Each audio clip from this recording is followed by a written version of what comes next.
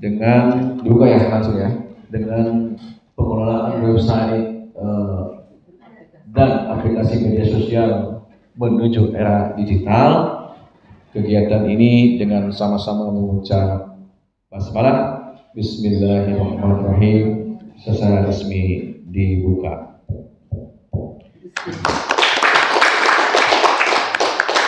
Terima kasih. Hadallahu wa iyyakum ila shiratal mustaqim. Assalamualaikum warahmatullahi wabarakatuh.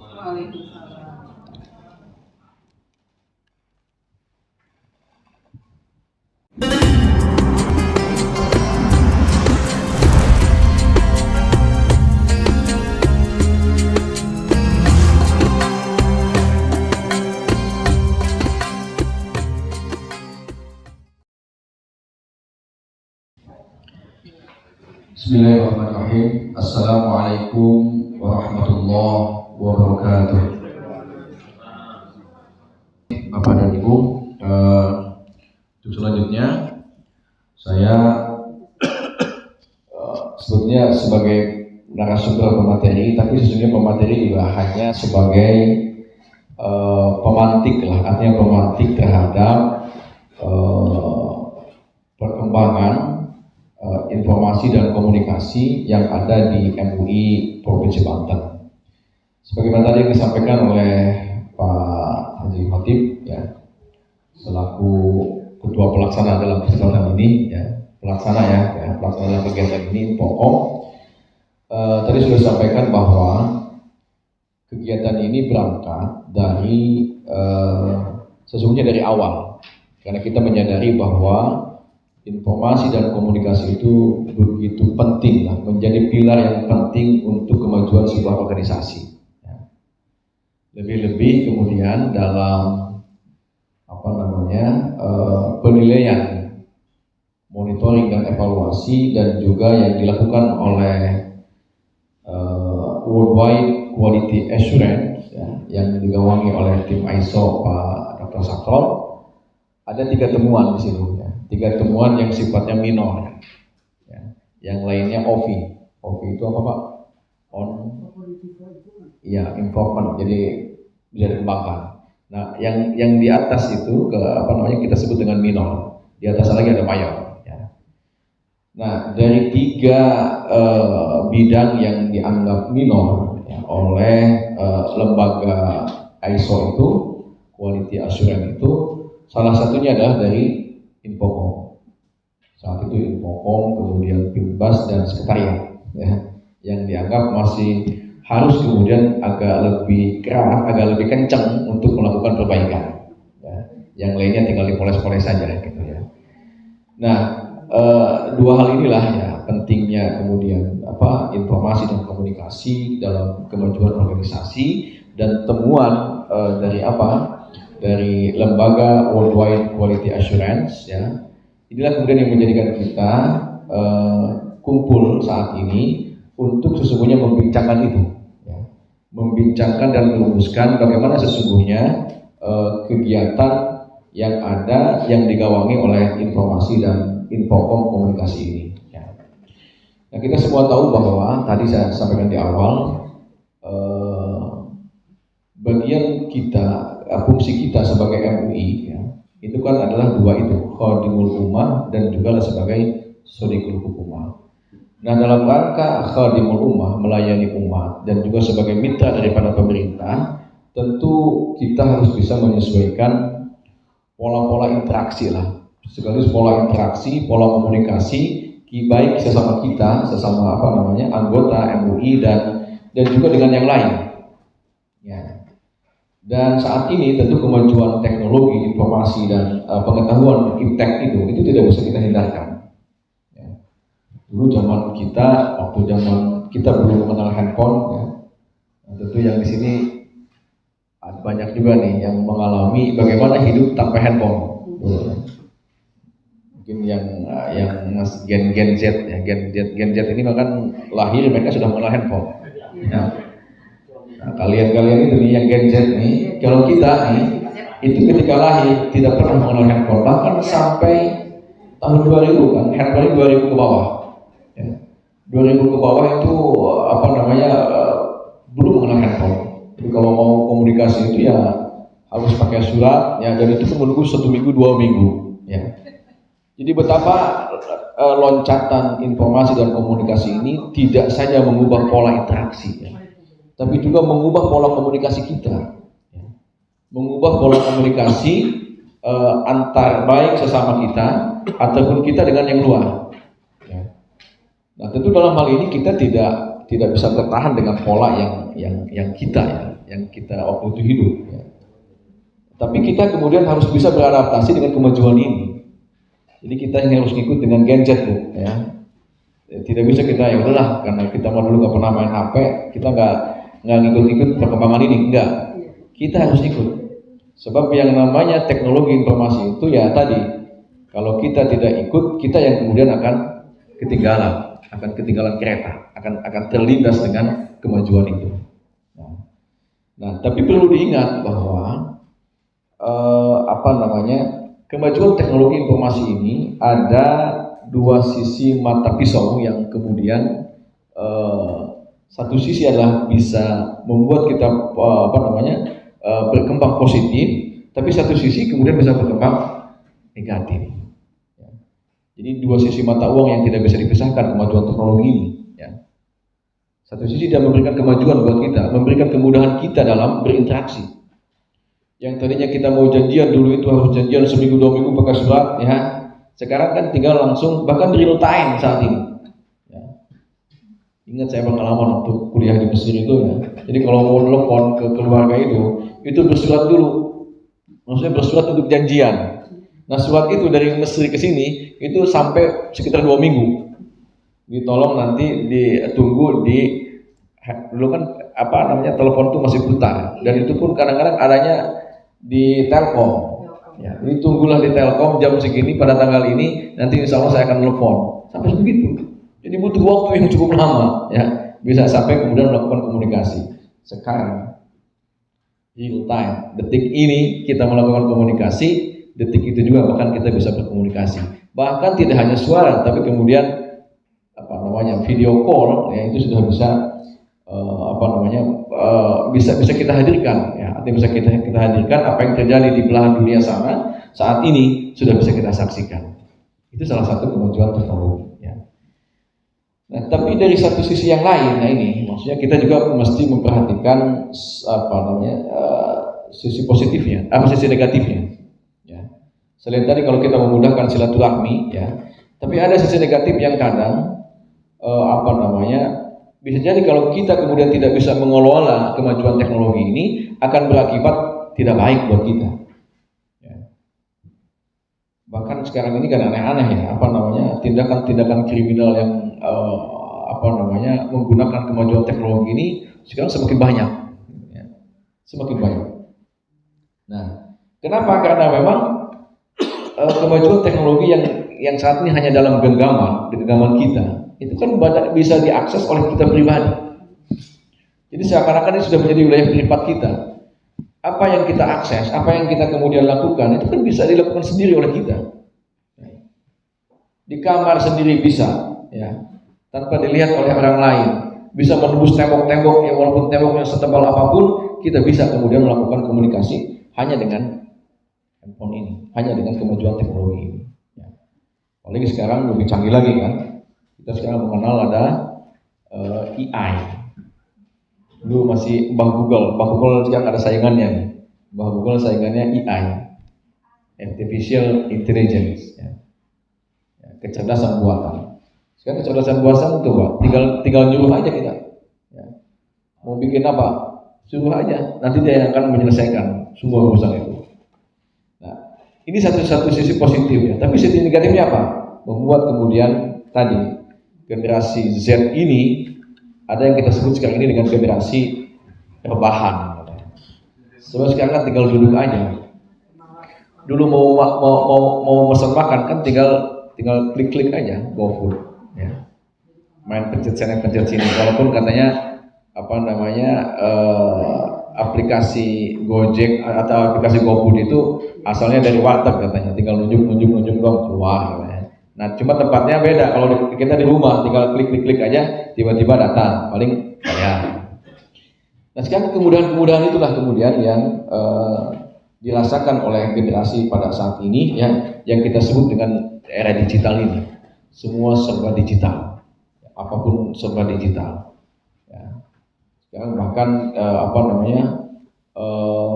hal-hal yang sifatnya ibadah pun kemudian pasti akan dimasuki oleh wilayah-wilayah digital ini.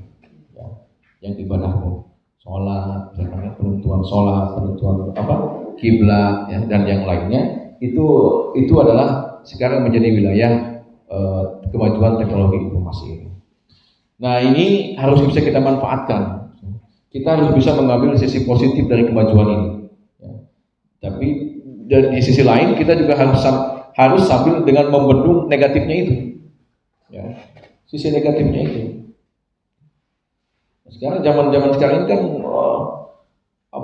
perkembangan teknologi yang begitu canggih ini, satu sisi kemudian melahirkan tadi bisa jadi nilai-nilai yang dulu pernah kita dapatkan ketika sebelum datang namanya handphone ini atau makhluk handphone ini ya, itu kan betapa bahwa misalkan nilai silaturahmi begitu dekat ya, akan berbeda dengan silaturahmi yang hanya say hello dengan WhatsApp misalkan, itu akan beda ya.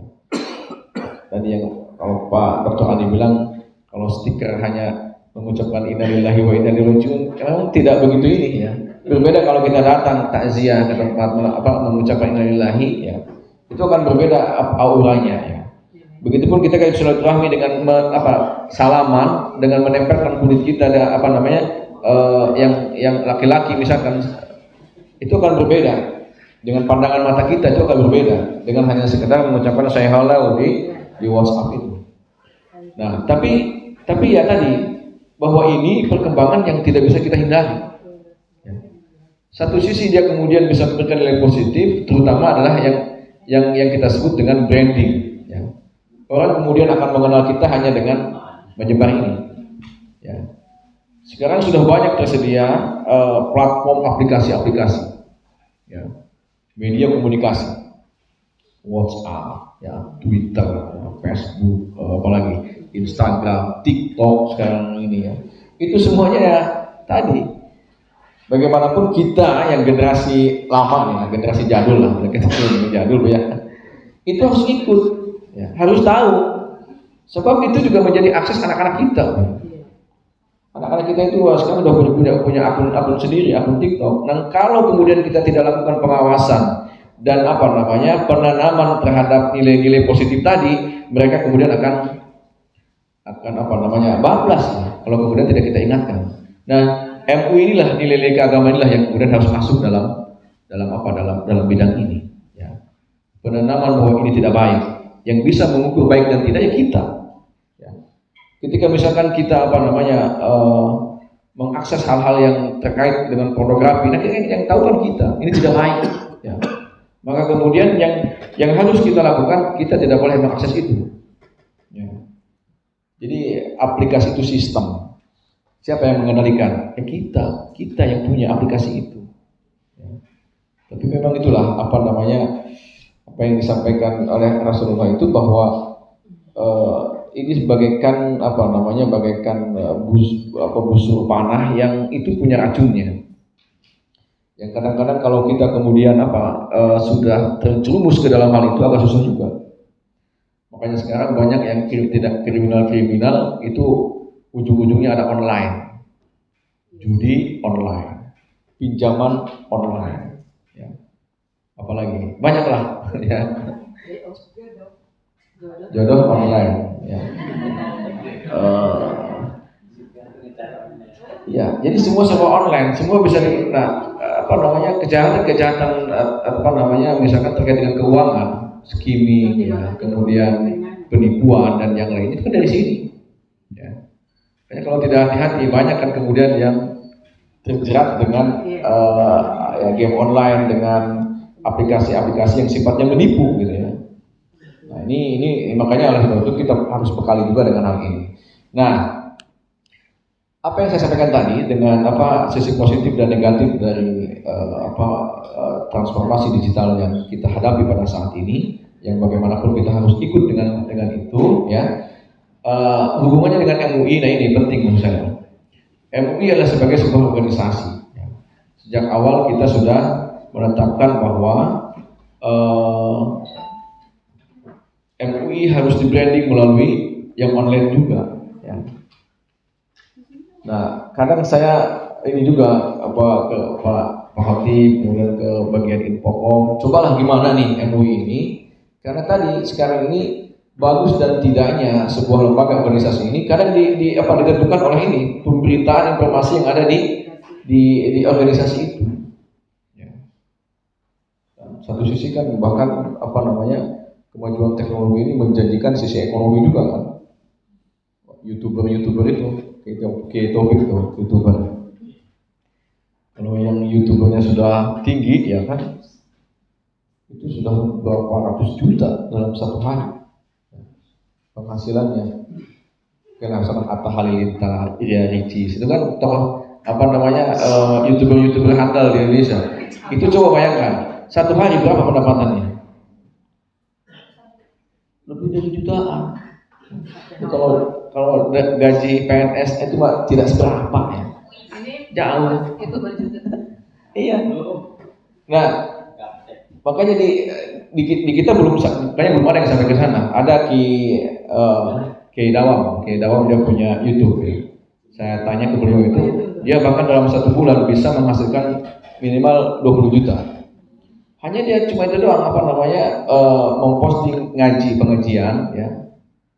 Pengajian walaupun judulnya agak-agak supaya menarik gitu, jadi agak-agak bombastis judulnya terkait dengan kehidupan rumah tangga itu. Pokoknya kalau dilihat Kidawam Alim, saya tanya dia sebulan bisa 20 juta.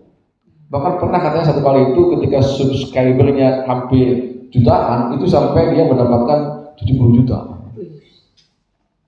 Itu baru yang followernya itu ikut yang subscribernya itu paling hanya 2 juta 3 juta saja.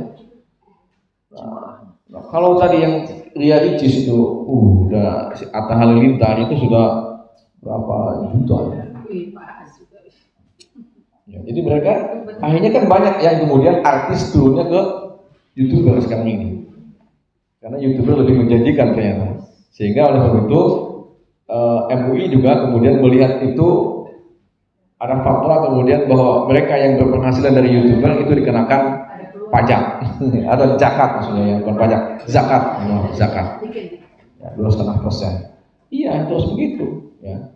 Nah ini maksudnya bisa dimanfaatkan ya, MUI ya, tentu dengan hal-hal yang positif, pemberitaan hal-hal yang positif ya, maka itu kemudian setidaknya memberikan informasi kepada halayak luar bahwa MUI ini eksis gitu, bahwa MUI ini adalah punya kegiatan, bahwa MUI ini berfungsi memberikan pelayanan kepada umat melalui teknologi itu. Ya. Makanya itu yang saya inginkan dari awal, Infocom ini bagaimana kemudian mengelola aplikasi-aplikasi itu. Makanya di saat ini kita mengadakan pelatihan pengelolaan website itu dalam rangka itu. Ya. Jadi saya ingin mengharapkan Pak Aas ya, Pak Khatib. Jadi Infocom ini menjadi corong ketika ada kegiatan-kegiatan terkait dengan apapun yang sifatnya positif diberitakan, apapun misalkan artikel atau tadi sudut pandang atau apapun itu namanya, silakan dimanfaatkan. Kita punya website muibanten.org.id dan perlu bahwa kita tiap tahun bayar. Nah maksud saya kan sayang ya, sayang kalau kemudian kita bayar tiap tahun tapi tidak pernah dimanfaatkan oleh kita. Saat ini yang kita manfaatkan hanya itu aja, hanya pemberitaan, informasi, kemudian aplikasinya juga hanya sekedar berita ucapan duka dan yang lainnya. Misalkan kita punya Instagram, punya Facebook, punya TikTok ya. Nah yang TikTok ini juga belum optimal. Yang optimal lagi baru 2 dan itu pada sekedar pemberitaan. Nah maka oleh sebab itu sekali lagi kita MUI Banten ya, Dewan Pimpinan akan mensupport lah. Ya memang mungkin masing-masing kita sibuk lah dengan ininya. Tadi Pak Khatib dulu punya Grota, sekarang punya apa Pak? Saiki. Obrolan Saiki. Pak Hairul Zaman juga punya harian Expose. Ya. Pak Taufik Munir punya YouTubernya, masing-masing punya. Pak As nanti di mana? Di Bantennya. Pak Maksuni juga sama. Nah sebetulnya dari sisi potensi, ya tadi disampaikan juga sama dengan Pak As, kita punya itu. Penulis handal kita punya. Pak Dr. Andi Bosa itu penulis handal, ya kan? Punya. Ya. Kontributor untuk berita kita juga punya. Cuma memang kita saat ini punya kelemahan dari sisi apa ya? Ya manajerial, siapa yang bertanggung jawab nih? Ya. Nah tentunya kan Infocom yang maksudnya secara ini punya tanggung jawab untuk mengembangkan platform media sosial. Ya. Saya yakin kalau ini kemudian hidup, ya website kita ini hidup, ya itu insya Allah lah branding positif di MUI itu akan semakin terasa. Nah makanya saya inginkan begini Pak. Jadi bagaimana website MUI.Banten.id ini itu menjadi apa istilahnya, menjadi kandangnya, menjadi apa ya, ya think tanknya ya di situ.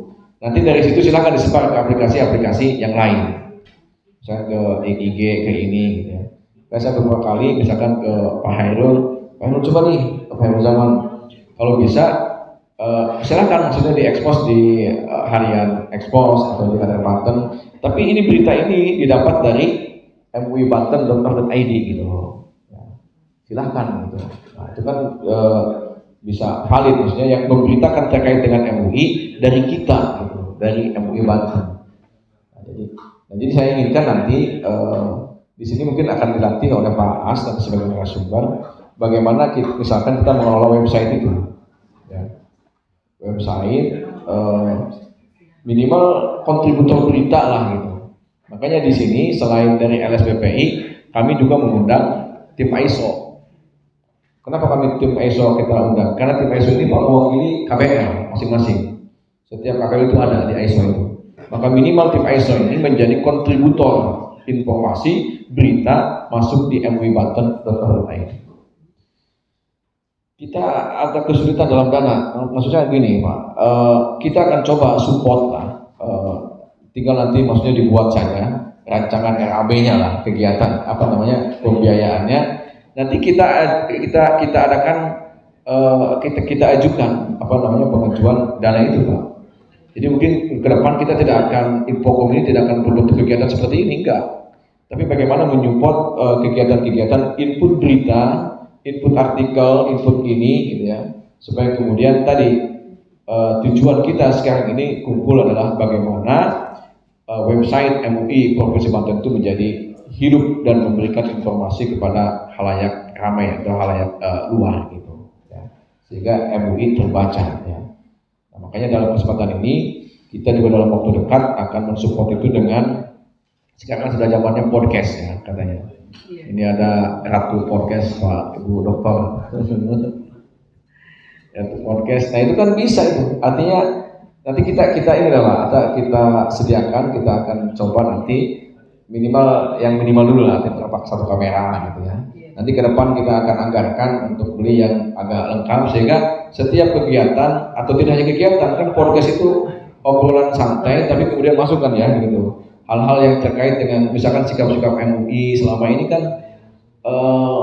kita bicara di luar akhirnya, tapi tidak dari dalam. Misalkan respon MUI terhadap sebuah kejadian yang lain, misalkan penemuan ganas antar BNN itu ya, narkotika, itu kan kemarin Pak Ketua Umum muncul tapi di yang lain. Di terkait PT Miras, saya saat itu muncul di Sultan TV. Nah maksudnya yang begini itu bagaimana supaya munculnya dari kita melalui podcast MUI itu. Nah, kalau seperti itu saya harapkan kegiatan ini arah kita, tujuan kita sekali lagi adalah bagaimana bisa menghidupkan website MUI, bisa menghidupkan aplikasi-aplikasi platform media sosial yang ada di MUI, Ya, kalau dulu pernah juga ada YouTube ya, Bu Dokter ya.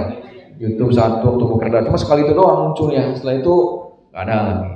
Ya. Ada muncul kemarin kita topik di halal bihalal pakai akun kita ya. Nah itu ada. Tapi maksudnya tidak rutin maksudnya. Minimal satu hari itu ada satu podcast gitu ya. Satu podcast yang memberitakan tentang fungsi kita selaku khadimul ummah dan juga lah shodiqul hukumah. Insya Allah lah dari sisi support pembiayaan dana, artinya kalau memang kita jelas ininya, nanti kita akan support terkait dengan pendanaan penganggaran kegiatan-kegiatan Infocome. Karena sekali lagi betapa pentingnya sebuah informasi itu untuk kita sampaikan, jangan sampai kalah. Ya. Sekarang kan ada istilah namanya framing itu ya, framing itu kan kadang-kadang kalau sesuatu yang salah kalau diberitakan terus-menerus itu kan akan menjadi benar. Iya, akan dianggap benar. Ya. Maka tentu kita tidak begitu. Kalau kemudian kita berita benar ya, dan itu kemudian tersebar dibaca oleh orang lain, nah itu maka akan memberikan citra yang positif, terutama untuk Majelis Ulama Indonesia Provinsi Banten. Jadi kita dalam rangka ini transformasi digital, jangan sampai ketinggalan, ya.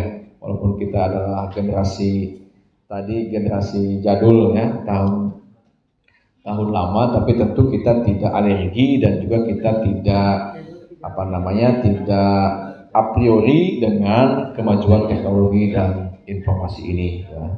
Jadi sekali lagi itu mungkin yang bisa sampaikan harapan kami di Dewan Pimpinan MUI bahwa semua informasi yang keluar dari MUI itu berasal dari muibanten.org.id melalui platform aplikasi-aplikasi media digital itu. Ya.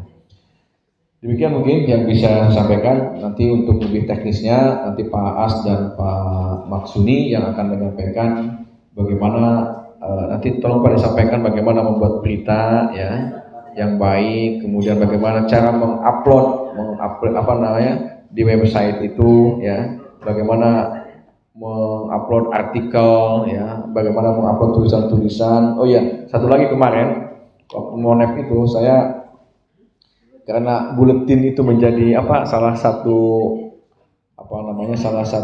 item penilaian, kayaknya kita buat namanya aja dulu kemarin, Ujaba namanya, Ulama Jawara Banten saat itu. Tapi cuma nama ya saat itu. Nah untuk kelanjutannya seperti apa, saya juga belum kebaca. Yang penting lapor ke tim Monef itu sudah ada buletin niat dari kita untuk menerbitkan buletin sebagai media silaturahmi di Provinsi Banten. Gitu. Oh iya, Pak Kiai Maksuni ya. Nanti Pak Kiai Maksuni silahkan tadi nanti terkait dengan bagaimana podcast silahkan nanti dibahas juga di sini. Proses pelaksanaan podcast dan yang lainnya sehingga informasi-informasi itu tersalurkan melalui website yang ada di MUI Provinsi Banten. Demikian mungkin yang bisa saya sampaikan. Mohon maaf atas segala kekurangannya. Dengan juga ya langsung ya, dengan pengelolaan website dan aplikasi media sosial menuju era digital, kegiatan ini dengan sama-sama mengucap basmalah, Bismillahirrahmanirrahim, secara resmi dibuka.